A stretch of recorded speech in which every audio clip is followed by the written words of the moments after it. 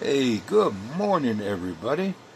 Um, Yesterday was just all clouds. I made that video last night. Um, the the batteries they're not like down. They're like 70%. But normally I only get them down about 85, and that 85 is the true static off the top because that's from 29.2 or whatever it is uh, down to 26.6 is the little sand battery did good. It got up to 131, cut it off. There was just no reason to run it no more, is what I'm trying to get at. And I didn't want to babysit it through the night. It was like 11 and a half hours that it ran. It did real good. It did have a hurdle in the beginning. There was some cold sand, like 24, well, 20, less than 30 degrees. It was out in the van that I brought in, so it had to heat that up first, and then it took off. And it did pretty good. It got down to 90, like I said, so it's already up 15 degrees. I thought it would recover quicker than it has, is what I'm trying to get at, but that did shock me. That it's taken just as long to reheat, is what I'm trying to get at, or for the temperature to start rising again. That may be that cement plug that's down in the bottom affecting it like that. I'm not real sure, to be honest. It could be the gap between the element and the copper tubing.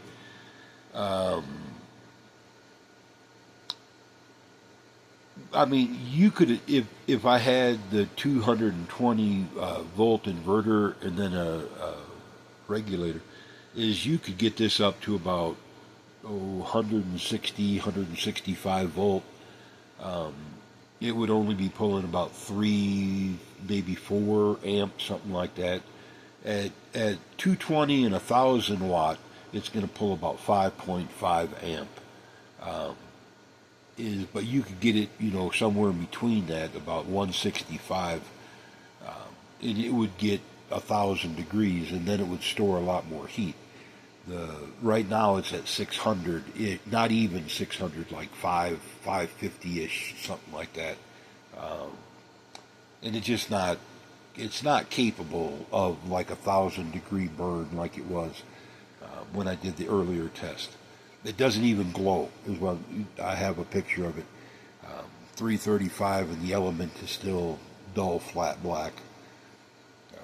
500 degrees, 550-ish, but still just flat black. Y'all, we really need to have a sit-down talk. The Democrats that sold out,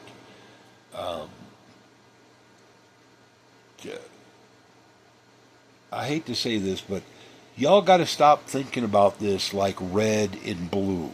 This is like a game or a pre-program, like you've been in a movie, and they get you all worked up in a movie, and then everybody goes outside, and like a fourth of the people are this character, and a fourth of the people are that character, a fourth of the people are some other character, and they're all acting it out as they're leaving the theater. I remember that as a kid. My sisters and brothers really like movies. I don't. I never had any use for Hollywood because they don't keep my attention. Not even the biggest, baddest blockbusters or whatever. I don't have that attention to do movies.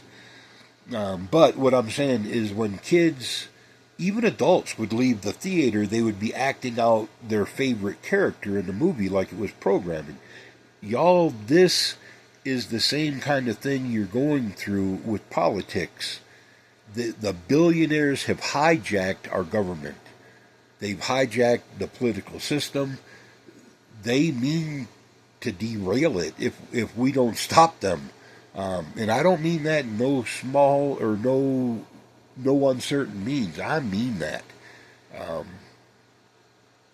There's no difference between a red politician running around with his wallet or her purse open, chasing every lobbyist, chasing every corporation, begging here and there, and getting everything funded to them. There's no difference between red and blue at that moment.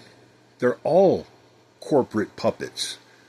These sellouts that literally screwed 99% of the American people. And yes, you may have some big, nice, cool job, banging back, 400 or 500K a year. You're not a billionaire. Even some of these people who said, "Oh, I've struggled in my music career so hard and so long, and da-da-da-da-da, and I broke the $1 billion limit." Okay, yeah, you have $1 billion. Some of these motherfuckers have 400 or 500 billion dollars, 100 million, 50 billion. These are insane. These are addicts. That's all they are. If anybody else had that much whatever, you would call them a hoarder. You would call them an addict. Okay, you would call them a lot of things, but you wouldn't call them your role model. They're mentally disturbed. If you think that you have to have that much money and not give away half or 3/4 or whatever it takes. Dude, if you need more than $500 million on this earth to live out your fantasy fucking dreams, you are that addict. I'm sorry. There's no reason for that level of wealth, except for the mental illness that makes it that desire. And that's what it's a mental illness. Like everything, we got to call it what it really is. A mental illness. They shouldn't be shamed. I'm not saying take it away from them.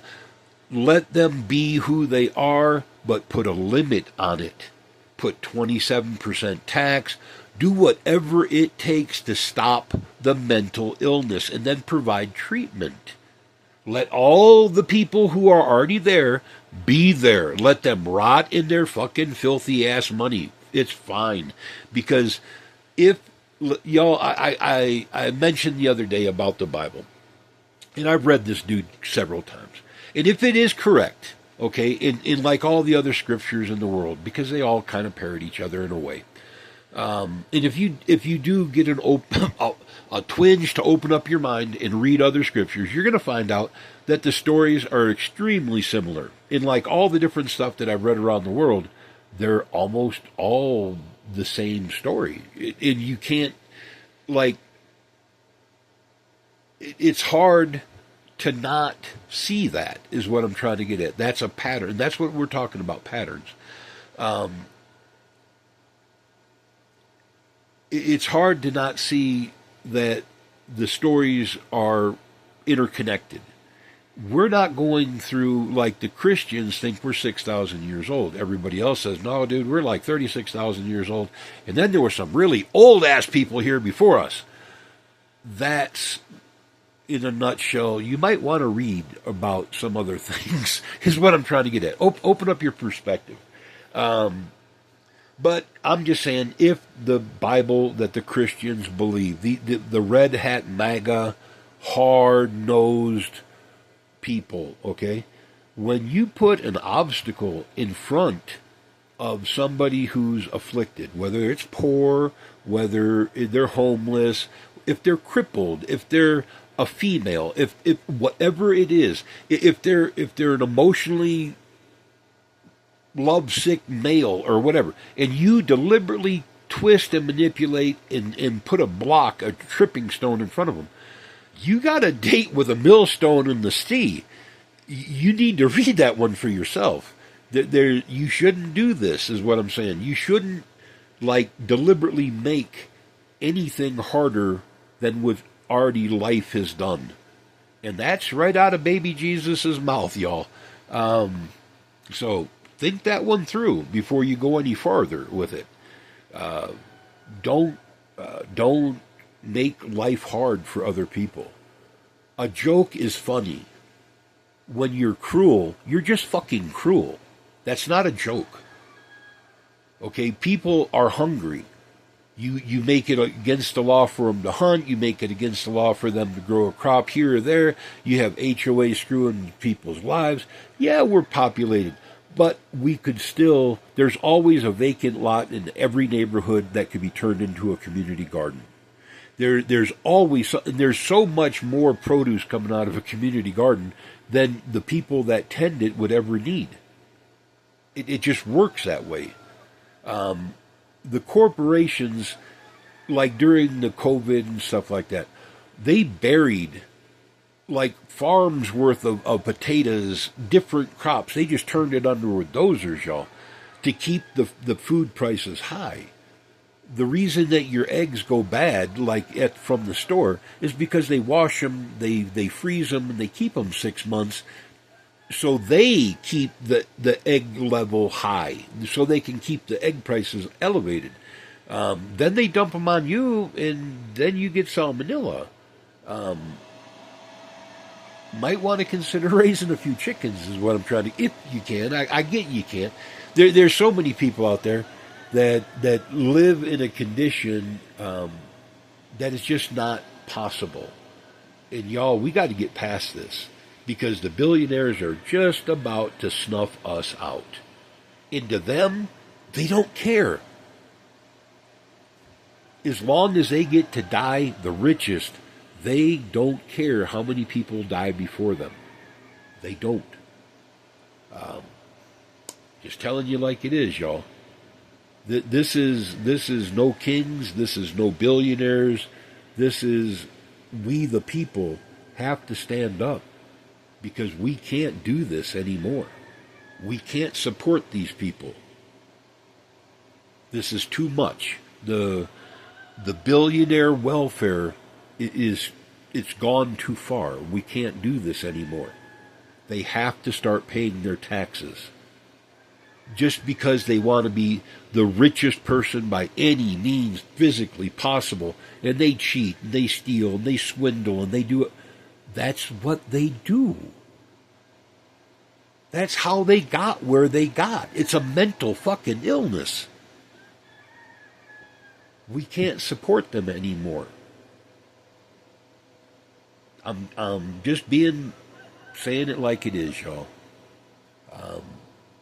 Just saying it like it is. We can't coddle their mental illness. It has to come out. It has to be exposed. It has to be addressed. And then we can move forward. But that's what this is. So, all right, talk to you then.